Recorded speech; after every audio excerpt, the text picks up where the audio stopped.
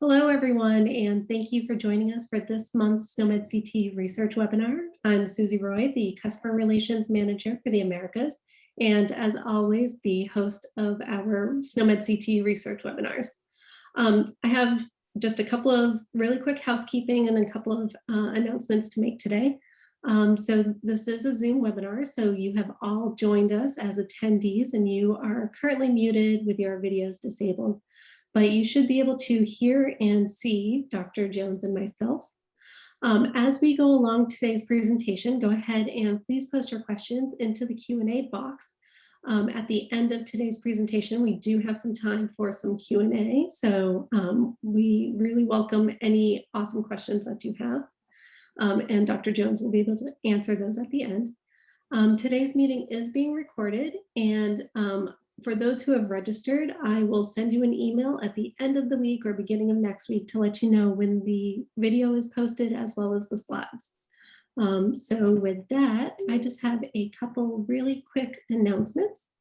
So for those of you who are new to the SNOMED CT research webinar, again, welcome. We also have clinical webinars and implementation webinars. So we have a whole web series where we really focus on SNOMED CT use and innovation. And you can find all of those listed at snomed.org/web-series. And if you have missed any of our webinars in the past year or so, you can actually go to our SNOMED International YouTube page where you can view all of those webinars as well as other SNOMED CT videos. So we have our videos from last year's Expo posted, as well as our SNOMED CT value series videos. So go ahead and check out and like and subscribe our SNOMED International YouTube channel. And of course, I just want to give a little bit of a plug for our SNOMED CT research webinar for next month. Join us for Dr. Vipina Khalil and Dr. James Geller, who will be presenting extending import detection algorithms for concept import from 2 or 3 biomedical terminologies. You can actually go to the SNOMED CT web series webpage and register now for that webinar. Or you can also join our SNOMED CT research reference group. This is essentially a Google group where it's more like a listserv, and usually I'll send out maybe 2 announcements a month to everyone who's joined this research reference group. Usually I just announce any sort of SNOMED CT research related news, like these monthly webinars, as well as upcoming Expo and other events. So to join, you just have to email me, sro@snomed.org, and I'll get you on that list. And speaking of the SNOMED CT Expo, we are again hosting a SNOMED CT virtual Expo. So go ahead and save the dates, October 28th and 29th. Like last year, due to the ongoing global health pandemic, we will be hosting a virtual event this year. We actually just closed the abstract submissions. So be on the lookout. We hope to open registration about mid-July. And I'll make further announcements to our research reference group. If you join, you'll be the first to know when the registration goes live. And without further ado, I'd like to do a really quick introduction of our presenter for today. So Dr. Peter Jones is an associate professor with the Department of Surgery at the University of Auckland, Faculty of Medical and Health Sciences, and Director of Emergency Medicine Research at Auckland City Hospital. He has a master's in evidence-based healthcare from Oxford University and a PhD in health sciences from the University of Auckland. He has served on several Australian College for Emergency Medicine committees and currently sits on the International Federation for Emergency Medicine Research Committee and Quality Special Interest Group. He has published over 100 articles in peer-reviewed literature and presented more than 60 times at national and international conferences. He chairs the New Zealand Emergency Medicine Network for Research and is currently seconded to New Zealand's Ministry of Health as the clinical lead for acute care. He has wide research collaborations internationally with a broad range of research interests, including anesthesia, sepsis, thrombus, acute coronary syndromes, dyspnea, oxygen therapy, trauma, ED crowding, equity, and health systems. He has experience in survey research, observational research, randomized controlled trials, and systematic reviews. As a researcher, he is especially interested in the quality of source data. Through his Ministry of Health role, he has been instrumental in including SNOMED CT in New Zealand's national non-admitted patient dataset, with a view to enabling better quality research and healthcare decisions making in the future. Peter's presentation today will focus on audits of the quality of real-time clerks and clinician coding of emergency department visits using the New Zealand Emergency Department's SNOMED CT reference sets. And with that, Dr. Jones, I will send the screen over to you.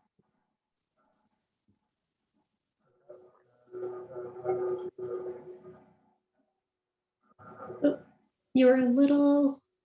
Yeah, okay. Can you hear me okay? Yeah, it's a little echoey and a little faint. Okay. I'm not sure why that is. Was that like that at the start? Or? No, it's better now. It's a little. I'll just try and project my voice, and apologies for getting too close to the camera. So look, thanks Susie for the introduction, and thanks for those who have come along to hear me today. So I'll just go through onto the next slide, and Susie's already covered a lot of my roles, and the reason I'm speaking today is because all of these roles depend on good quality data. So the stuff that I'm interested in around research quality, we can't really make or do good research or make good decisions around quality of care if we have bad data.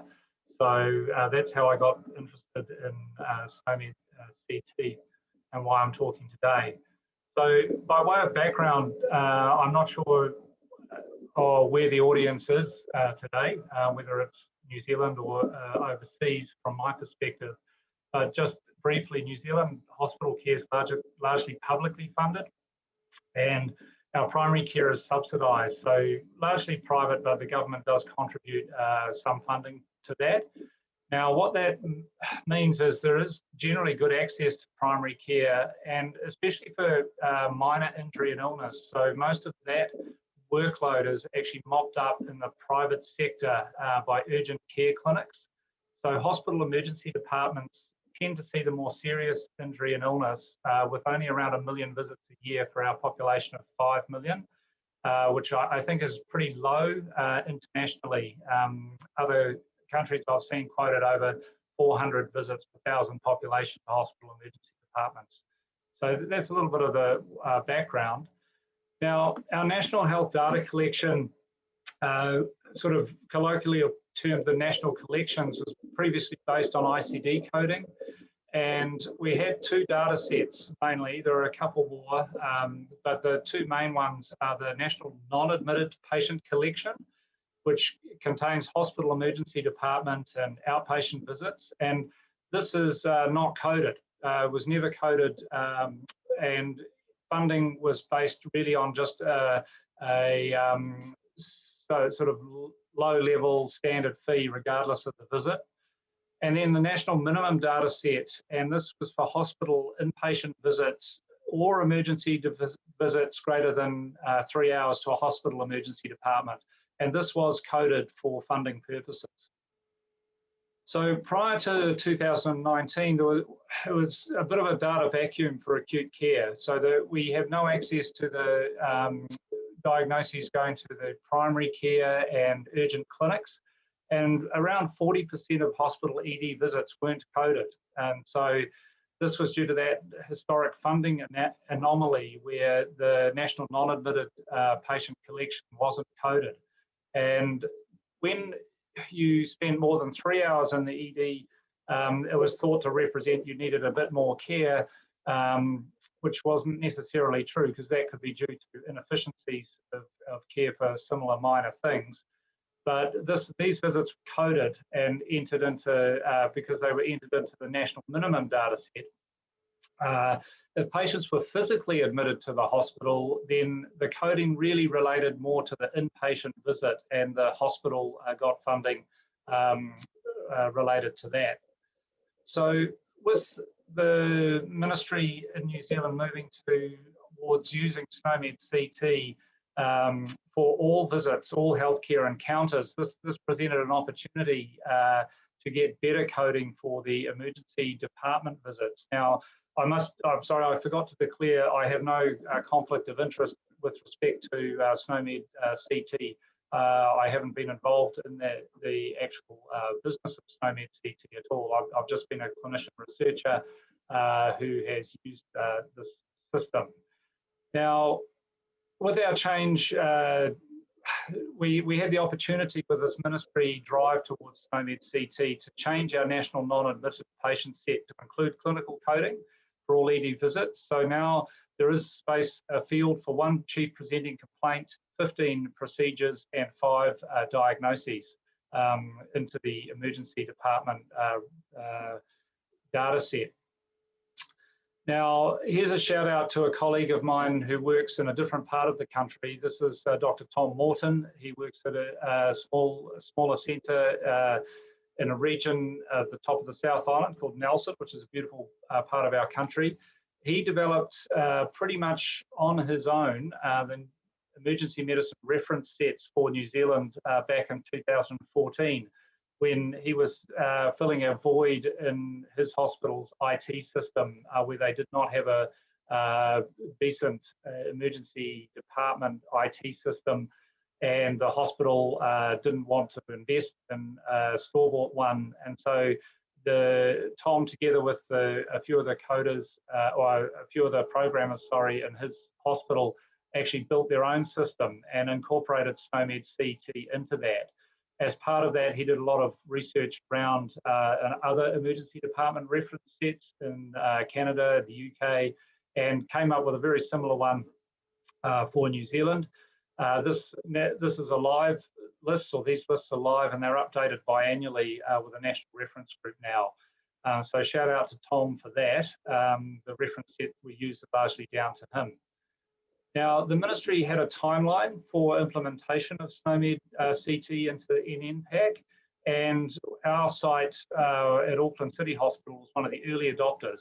So we were required to be up and running by July 2020, and we got a bit of extra funding, very small amount of seed funding from the Ministry of Health to enable this, a bit of IT time converting our systems over.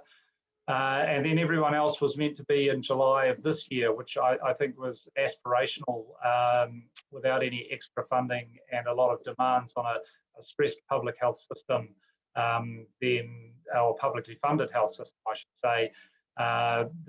We will not achieve this, but we're working towards it. So a bit about the setting. This is Auckland, where I live. This is Auckland City Hospital. Here, up on the hill, there are some nice views from the top floor of the hospital, as you can imagine. We're an adult tertiary urban referral centre. I think in the US would be a level 1 trauma centre, and we also receive the region's cardiovascular and stroke intervention cases. We see about 80,000 patients, adults, and adult definition in our setting is 15 years and older.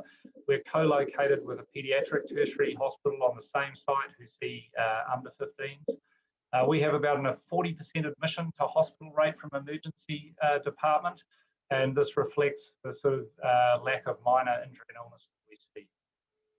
So we began implementation of SNOMED CT in July 2019, and the first part of this was just chief presenting complaints, and this was done by or entered by our triage nurses or clerks in the emergency department.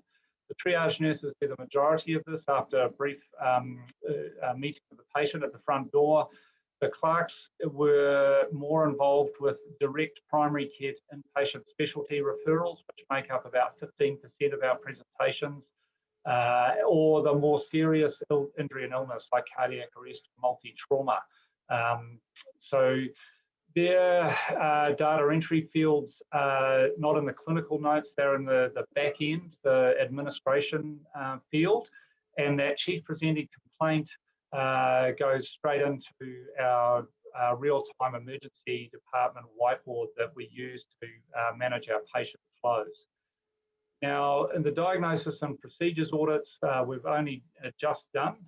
So we went live with the coding by clinicians. So this is either advanced care nurse practitioners or physicians working in the emergency department, using the clinical notes and directly importing SNOMED clinical terms as their diagnosis and procedures.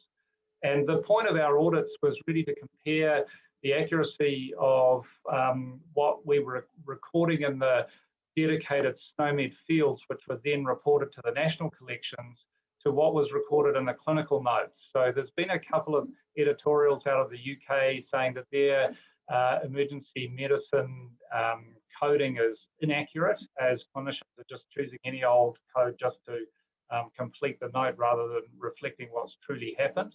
And we wanted to make sure that what we were putting into the national collections was accurate, so that this would enable us to do better quality research and audit. So the audit years, the presenting complaint audits were done over the 2019-20, and our procedures diagnosis audit is done this year. So the audit method, what we've done is just taken 1,000 consecutive patients, which is really just a week's or just under a week's worth of presenting complaints, and looking at what the triage nurses and the clerks have put into the back-end system.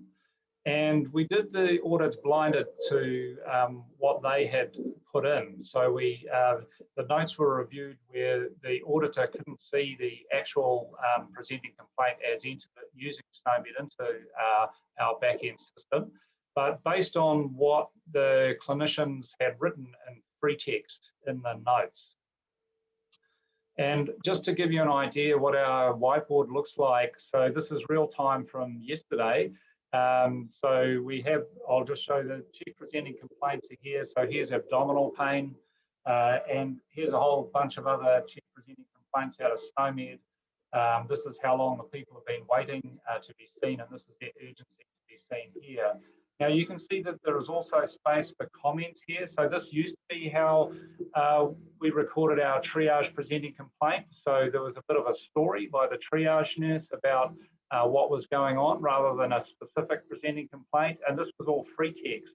So you can imagine this was very hard for us to make sense of in terms of going back and looking at, say, all the abdominal pain cases that we saw, because people would use abbreviations like abdo pain, there would be spelling mistakes, all those usual free text data entry problems that made it very difficult to do any sort of sensible audits or high quality audits.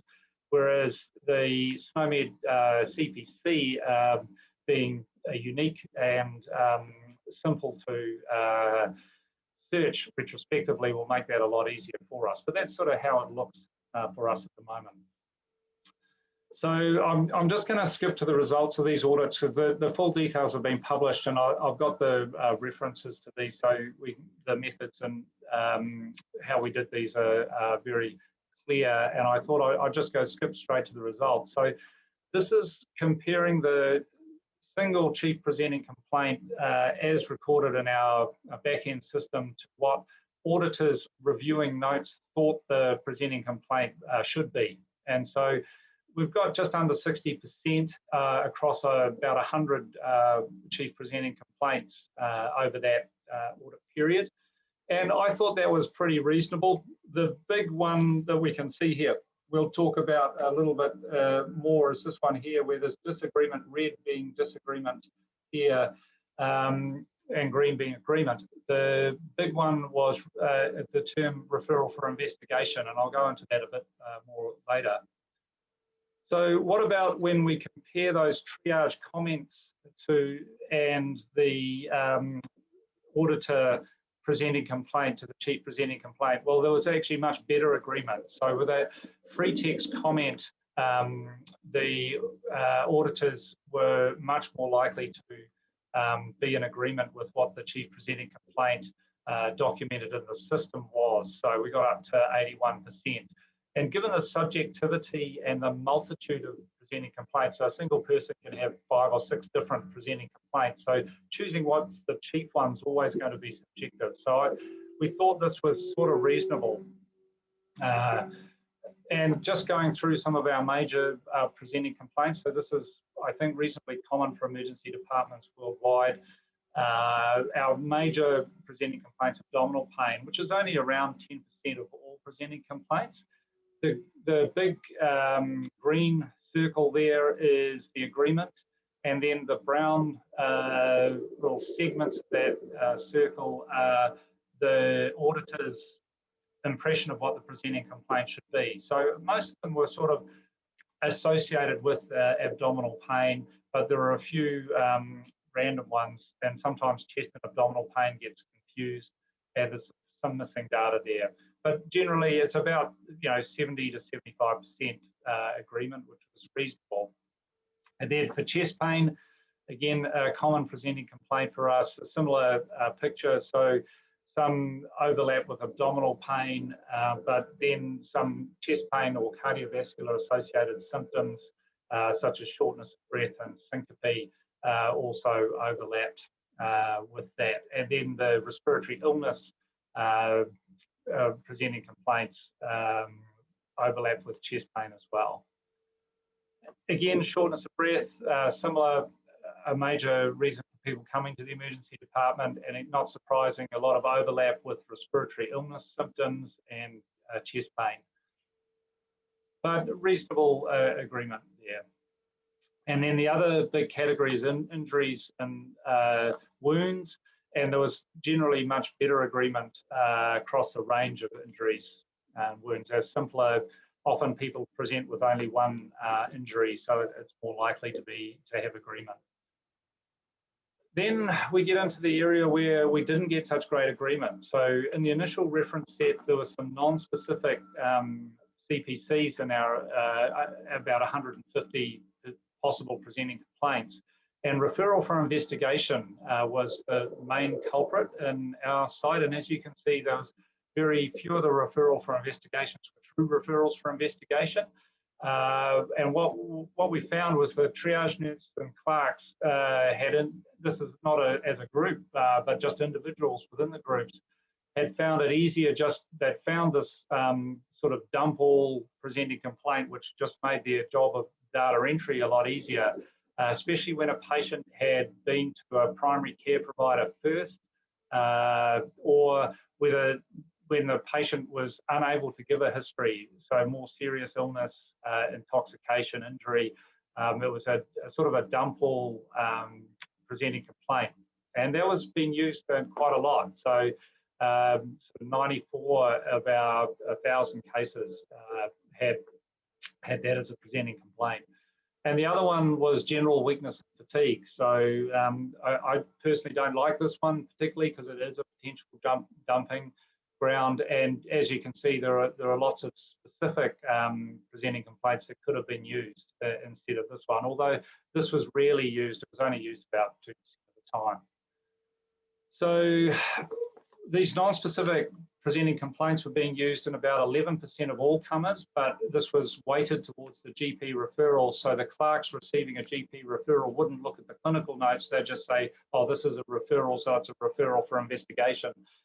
So it didn't really reflect the clinical condition of the patient. But if we looked at the ED only ones, it was still about 7% of presentations were coded as non-specific presenting complaints.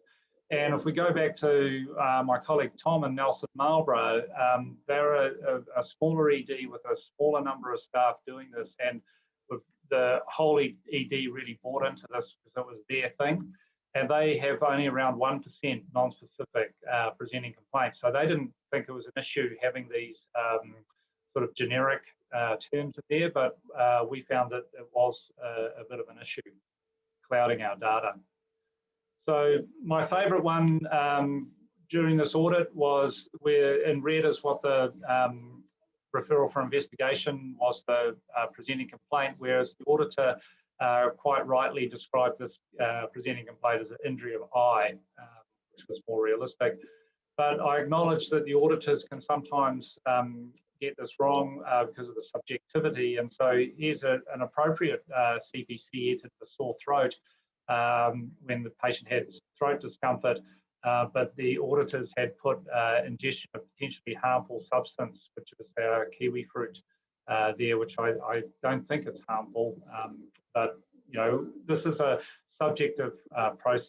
So that is just an example of that. So what did we do? We presented our audit findings to the department and we've published these. We encouraged the use of more specific CPCs to the groups that entered the data.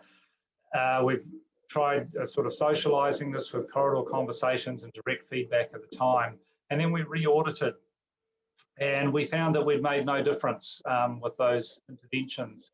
And so we looked into this a bit deeper, specifically a referral for investigation of approximately 500 cases out of nearly 10,000.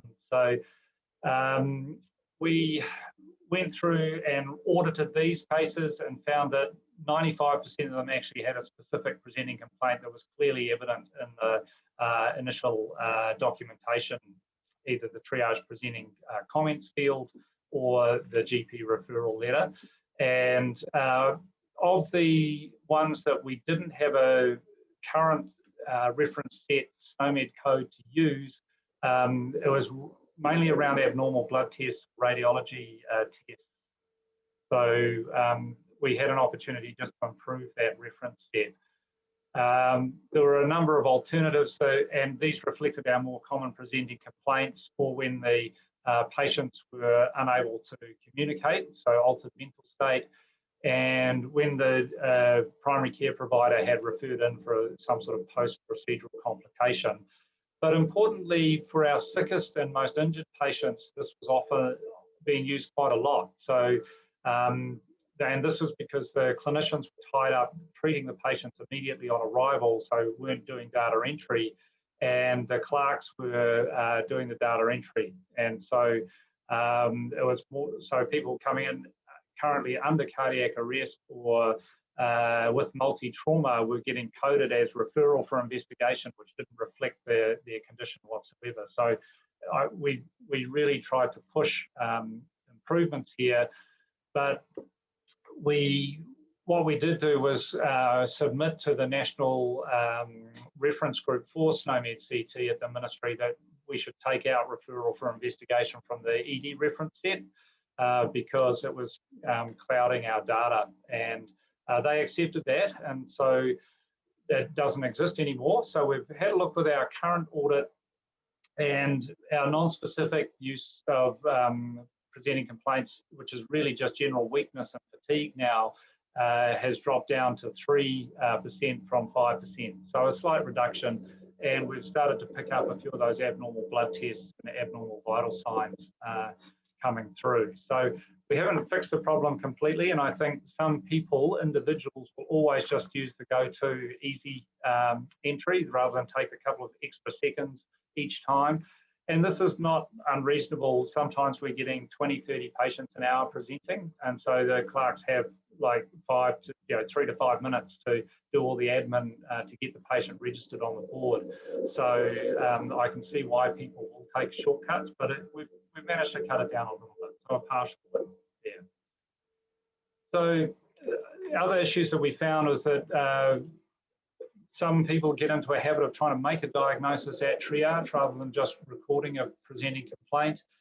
There's a lot of overlap between, especially for conditions like back pain, where there's back pain, which is traumatic back pain, and then there's non-traumatic back pain, and it's, you know, a lot of overlap in those. So the message for us is that we can't take as gospel what's entered as the CPC, and if we were doing an audit or research around that, we'd have to look at both traumatic and non-traumatic back pain, because there's a lot of overlap in that condition. And similar for other painful and injury conditions, there's a bit of overlap. And then specific things like renal colic being put in as a foreign body in the GU tract, not completely true. That happened quite a bit. And then around mental health presentations. So people with a mental health problem that didn't have an altered mental state were being entered as having an altered mental state, which was not correct. So, you know, I don't think we'll ever get this perfect, because you can always critique and go back with the retrospective scope and say, oh, it should have been this or it should have been that.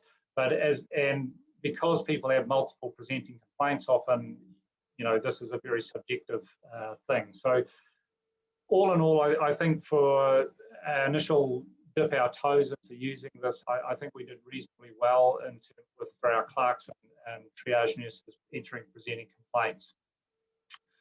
So I'll just sort of break it up there. So this is another one of my favourite places in New Zealand, a place called Waihi Beach, where I like to go when I'm not doing these webinars.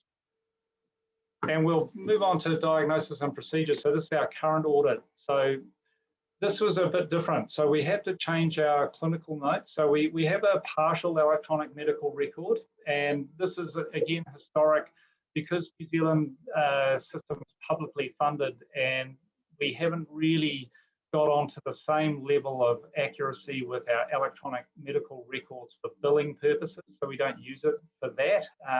The notes are retrospectively coded, so we've probably lagged behind a lot of the rest of the world, where you know, tick box electronic medical records are primarily used for billing rather than clinical purposes, might be more common. Ours is purely clinical record, and it required us to change the way clinicians use the record. So people used to write a free text diagnosis, and this was not compulsory. So it was a bit of a change in practice. And we have two different forms of notes electronically. There's an assessment note and then a discharge summary. And they're very similar forms. If a patient is discharged directly from the ED, clinicians will either just write a discharge summary. Sometimes they'll write an assessment note and then convert it to a discharge summary.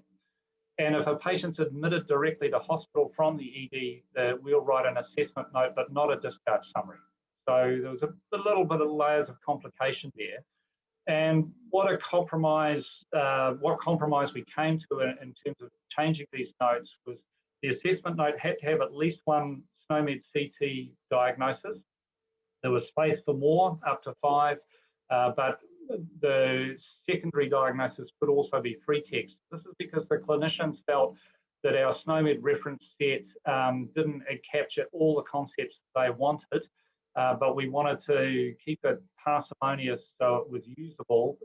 I think there's experience in other sites, especially in Australia, where the ED reference sets are huge, like 5,000 or 10,000 diagnoses, and clinicians find it very hard to wade through and actually able to use these. We've only got 1,500, which means that sometimes people can't find the thing that they want to say, and so they have to have the ability to enter into free text to qualify the SNOMED code that they've used. And in the assessment note, the procedures in our reference set were not mandatory. So this is slightly different for our discharge summary, where both diagnoses and procedures are mandatory. So what did we do? We introduced this in December 2020, so just around 6 months ago. And again, some email education, clinician handover meetings or handoff meetings every shift for a period leading into this introduction. And we developed a sort of how-to guide, which I'll give you an example of the first page of this, where we went through step by step just a sort of help function. So this was emailed out to people, and people had the opportunity to practice and use this before we went live. And I was on the shop floor in the first 2 weeks of implementation as troubleshooting for people using the new system. Now, we'd initially intended to audit, and I think Susie alluded to it, that I do equity research, and the reason we do equity research in New Zealand is that we have quite a large Indigenous population. About 15% of the population is Māori, and built into our law it's called the Te Tiriti of Waitangi, or Tree of Waitangi, is our founding document, sort of like our constitution, and it sets the rights of the Indigenous people to be the same as British citizens, as the treaty was signed between the British Crown and the Indigenous people. And the Māori have the same rights, and yet they have the worst outcomes in just about everything in healthcare, including urgent and emergent care. So mortality for Māori in New Zealand is about 50% higher after presentation to an emergency department within 10 days, whether you're discharged or admitted to hospital. And we're trying to do work now to address that. So part of that is just seeing whether, and one of the points of these current audits was, is there any difference in the investigations and procedures offered to Māori and non-Māori patients based on their diagnosis? And so SNOMED was giving us an opportunity to do this. Unfortunately, because we've only just introduced this into our system, our IT folk haven't put the SNOMED diagnoses part into our data warehouse yet. So they're reporting it to the National Collections, but it's not getting stored in our data warehouse. So our part one of our audit is delayed. But part two, which I'm going to present now, is really a deep dive into the accuracy of the diagnosis and procedures, similar to the audits of the presenting complaint that I've just shown. So, and what we've done is to get equal explanatory power for Māori. In our hospital, Māori presentations are about 10% of ED presentations. So to get decent numbers, we do purposeful sampling to similar numbers. So this is just a small audit of 60 Māori and 60 other people. And then within a stratified randomization by presenting complaint, we've taken people from those 6,000 odd presenting in February to see whether what the clinicians have put in the SNOMED diagnosis that gets reported to the National Collections is actually reflected in what they've written in the notes. This is to see whether clinicians are just putting any old thing in there just to satisfy the requirement to enter something, or are they truly reflecting what they think is going on with the patient? And this is very important for us in terms of research and audit in the future. So this is a mea culpa moment. We chose February 2021, which is just after the changeover of our junior staff, and having just gone through a big education process in December, we didn't repeat that and realised when we went to do the audit that we hadn't educated the new junior staff, doctors coming in, about the system. So we actually thought, oh, okay, what do? Do we do an education and then audit? And we thought, no, we'll just suck it and see, right? So this is actually, in a way, a good, better, and it shows that we haven't done anything extra here. We've just thrown these people in and see whether they can use the system. So what we did was a blinded assessment. So we printed out 120 sets of notes. We redacted them, so the people auditing these notes couldn't see the SNOMED diagnosis or procedures. They couldn't see the name of the patient or their ethnicity. So it was a blinded review of the notes, and then the auditor's job was to, from what was hand typed, to say what they thought the diagnosis was based on what the clinician had written, and enter that independently. And then they also went through all the clinical notes and our lab system and radiology systems to see what investigations and procedures have been done, and documented all of those. So the gold standards were the auditor's impression of what the diagnosis should be based on what the clinician had written, and then what actually the patient got in terms of procedures and investigations. And then the auditor used the SNOMED reference sets to create that, and we compared the auditor's impression of clinical diagnosis and what actually patients got in terms of investigations and procedures to what was written and entered into the National Collections. So we did check some data quality. So we did an independent assessment of redacted notes for 10%, and accuracy was pretty good on that. And a couple of our auditors were students, and one of the students did some of the clinical notes assessments. So we had a senior registrar or fellow, so towards the end of their specialty training, review those notes the student had looked at, and there was actually very good agreement. So it was actually quite a reassuring to know that in terms of the quality of the data behind this audit. The one disagreement that was found was a patient with no abnormality detected. So both the student's assessment and the senior registrar's or resident's assessment were plausible diagnoses for this patient. So how do we assess agreement? Well, we, again, similar to the CPC audit, we looked at firstly at identical primary diagnosis. So this was the first diagnosis from the clinical notes entered into the national collections versus the auditor's primary diagnosis. And then we cut some slack because you're allowed to enter more than one diagnosis. So when the order of diagnoses was different, but the same diagnosis was in both sets, then that was considered an agreement, but the order was different. And then some of the diagnoses in the reference set have similar meaning. And I'll give some examples of that. So we thought that was reasonable as well, because again, this is objective. And then on the flip side, if they were completely different, then that was recorded as not agreement. And for the procedures, again, identical list of procedures was identical. Partial list of procedures. So, and we found this was quite common where the auditors would write all the procedures, but the clinicians would only enter one or two, and there might be 7 or 8 procedures, right? And this is obviously a time thing for the clinicians in real time. And then if procedures weren't recorded, was the other option there. So what did we find? So we had 6 sets of notes that were irretrievable. So for the rest, it was actually pretty good if we look at any agreement. So exact agreement was actually pretty high, 70% exact agreement on primary diagnosis, which was pretty good, we thought. And then any agreement was almost 100%. So it was only, 2.5% where we didn't have agreement.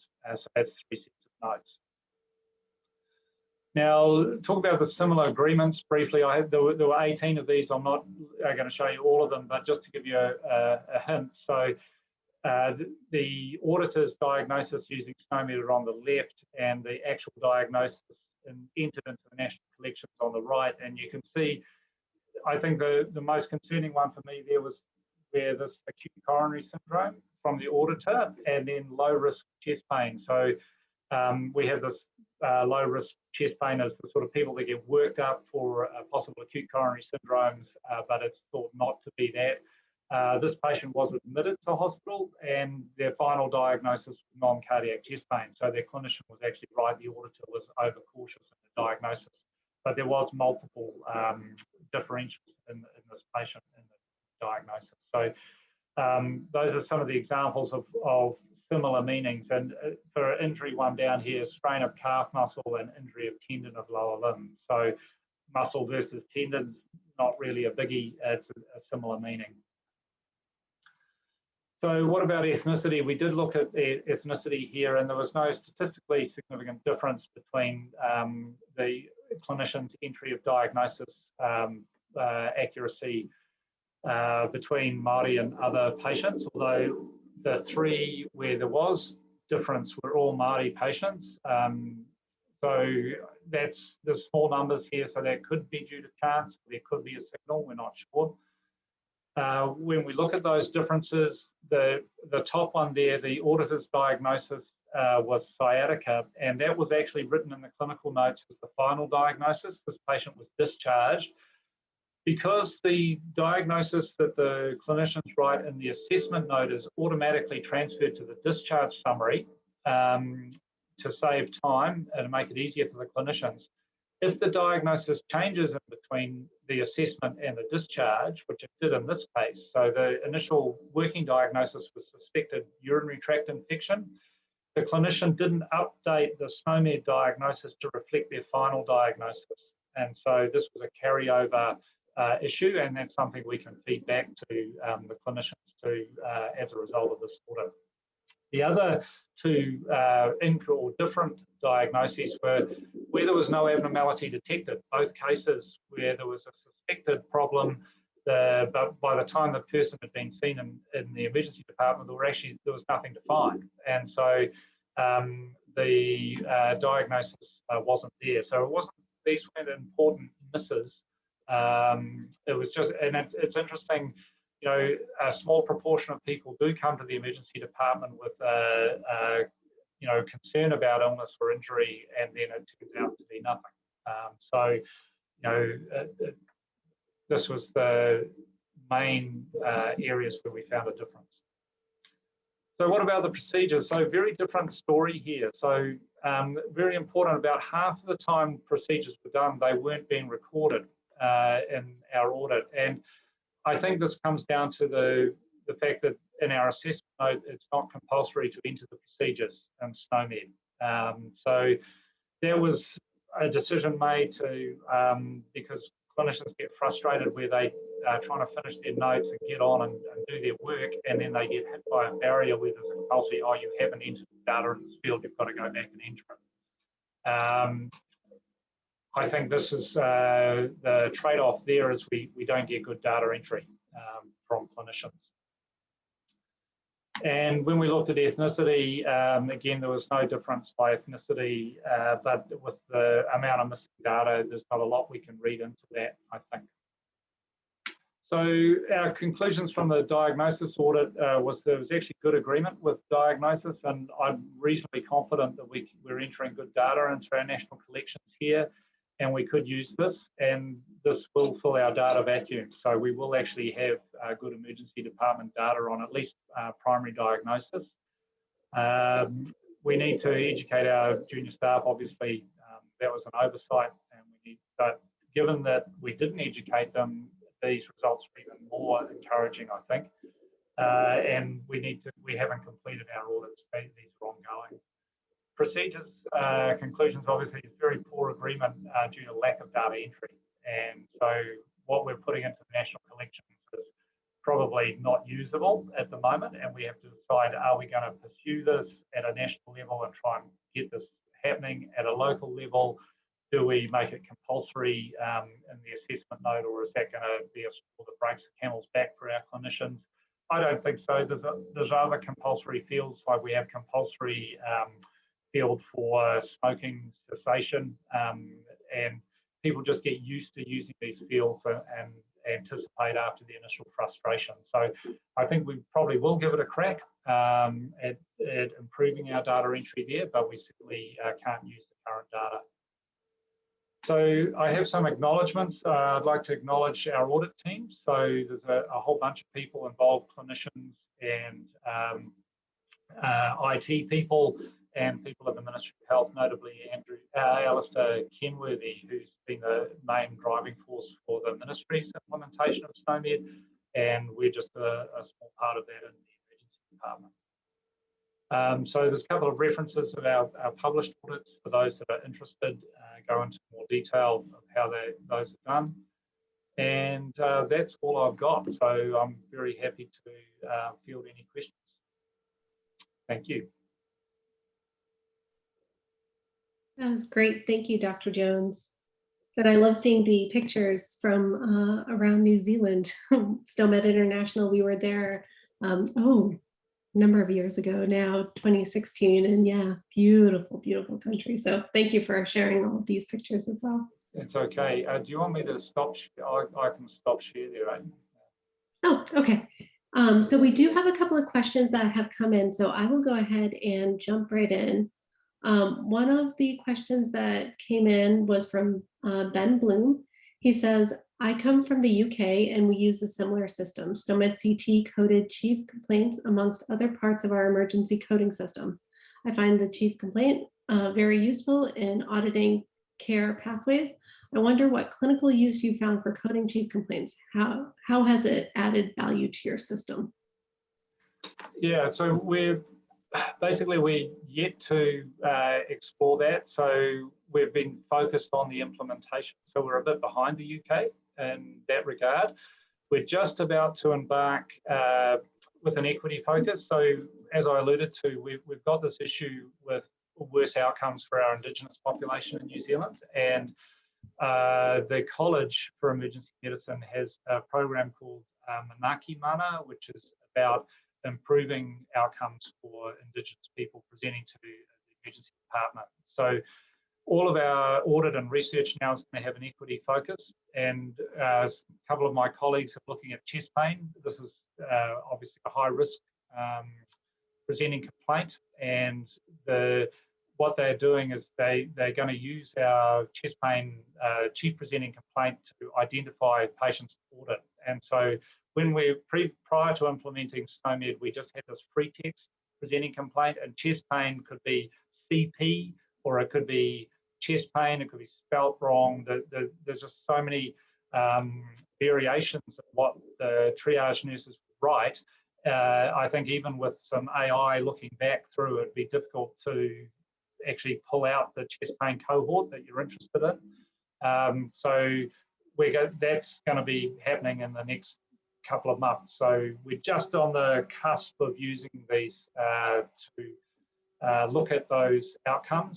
At a national level, looking at the whole system flow for emergency care. So despite the fact that we actually have quite low ED presentations per head of population internationally, people always say there are too many inappropriate people coming to the emergency department. So SNOMED CT is also used by our urgent care and ambulance services. So this actually allows us to follow a patient with abdominal pain through the system, through urgent care, ambulance to hospital. And so this is just, again, we haven't done this yet, but the potential is there for us to actually start looking at flow of patients with certain presenting complaints through the system. And is that the same regionally, what happens to these people? So, it's an exciting time for us. Yeah, definitely. And it's really cool because from the, I guess from the politics policy side, we've been hearing, for a number of years, Alistair presenting at SNOMED international meetings, about the development of the emergency department reference set and the ambulatory reference set, and then how it was going to start to be actually implemented. And now to see, you and your work doing the auditing of and actually, evaluating this is really exciting. All right, let's see. We have another question from Vassos asking, from which reference sets are you using concepts for diagnosis / procedures and assessment note and discharge summary? Yeah, so this is a bespoke reference set. So there's the New Zealand SNOMED edition, and I think Alistair's probably a better person to answer that question than me. But what's happened, Tom Morton developed the reference set from all the available codes, and it's a bit of a mixture of symptoms and diagnoses, which some people don't like for a diagnosis. But the reality is that after an assessment in the emergency department, sometimes you don't have a definitive diagnosis, and sometimes it's better not to anchor and just give a diagnosis when it's really unclear. You're better to leave it open, and so people don't focus on the wrong thing if a patient represents, right? So that anchoring and cognitive bias is an important aspect of emergency medicine you've got to avoid. So some uncertainty is okay. We live with uncertainty all the time, and so and a lot of things just get better by themselves without having to be labelled as a diagnosis, right? So obviously, if you can make a diagnosis, that's great, but if you can't, you're better not to label it. And chest pain, again, is a classic example. I see so many inpatient diagnoses of non-specific chest pain as musculoskeletal when the person has had no trauma, the pain's not reproducible by movement. It's a dumping diagnosis when there's no diagnosis. And I think it's better actually just to be honest and say, we don't know what the diagnosis is, but we don't think it's an MI, or we don't think it's an aortic dissection or a pulmonary embolus. Therefore, it probably doesn't matter. So I think there's a danger if you are too specific with your diagnosis that you risk anchoring. So that's hopefully answered the question, but the reference sets are approximately 1,500 diagnoses, and is a mixture of symptoms and diagnoses in that. But that's available online. If you Google New Zealand Emergency Department reference set MOH, you will get an Excel sheet with all of those codes on. Vasilis, I can get you in contact with Alistair. I tried checking the attendee list. I don't see him on here right now. I do know he registered though, so yeah, I can do a virtual connection. So you can definitely get those reference sets. Vasilis was also asking, what does NNPAC stand for? I think that was maybe on the procedure. Yeah, it's the National Non-Admitted Patient Collection. So basically, that's our national data set for every emergency department and outpatient visit in the public system. So we have a unique health identifier, the National Health Index number. So every person in the country has a unique identifier, and we can track all their visits around the country where they go to hospital or outpatient clinics. There are two national data sets. One is for hospital admissions called the National Minimum Data Set, and one is the outpatient and emergency visits, which is the non-admitted patient data set. That's what NNPAC stands for. Sorry about that. Joe Barnes asked, can you please show the references slide again? Sure, no problem. And I highly recommend actually that first article. I peruse PubMed on my free time, and I found this article by Dr. Jones, and then I asked him to please present here. So I definitely recommend both articles.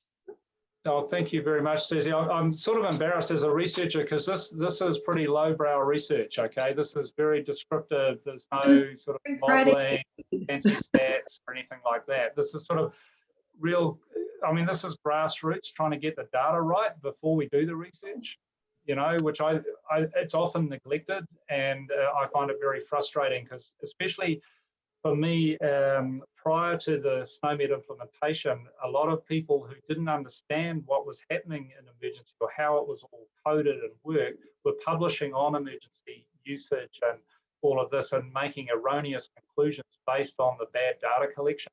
And they didn't even know that the data was bad. So that was immensely frustrating for me. And so I was very keen to get much better data collection, and our SNOMED's given us the opportunity to do that.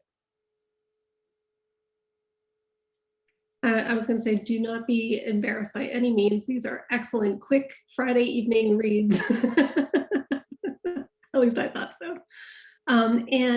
Just one final question, but it's a compounded question from Jim Case. He asked, have you found that you need to update your chief complaint reference set to improve accuracy? Kind of answered a little already, but and also, how often do you do your updates? And can clinicians request new SNOMED CT terms to be included? Yeah, so very happy to answer that. The reference sets are reviewed biannually, so every 6 months. So Alistair from the ministry convenes a group, which I sit on, Tom Morton sits on, and there are a couple of other IT interested emergency people that sit on that.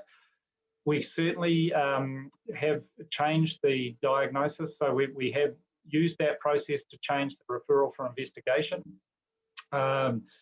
thing, and there are other things like on my list of things to add is at the moment we have disorder of fluid and electrolytes as a diagnosis and no hyponatremia, whereas hyponatremia is actually very common. It's probably our most common disorder of fluid and electrolytes, and I think that should be added. We have no term currently for unstable angina, and in terms of a chest pain presentation, we have stable angina, acute coronary syndrome, low risk chest pain, but we don't have unstable angina, which isn't, and well, you could say that's acute coronary syndrome, but it's not really. So there's little subtleties like that. The presenting complaints, where aside from the changes to the referral to investigation, that's been pretty solid, and we're sort of happy with that. It's hard when, you know, a clerk doing this, so they've got a couple of minutes to do all the data entry for the patient arriving at the hospital. they don't want a list of 1,000 potential presenting complaints.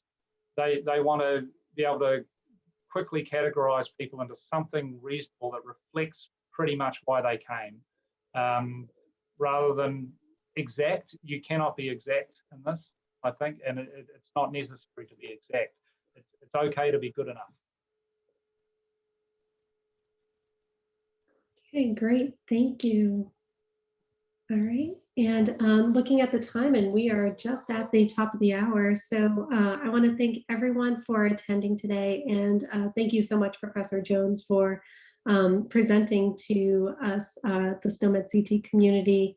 And again, this has been recorded, so we will post the video and slides later this week, and I'll email everyone so that they get a copy of, or they get a link to download the copies.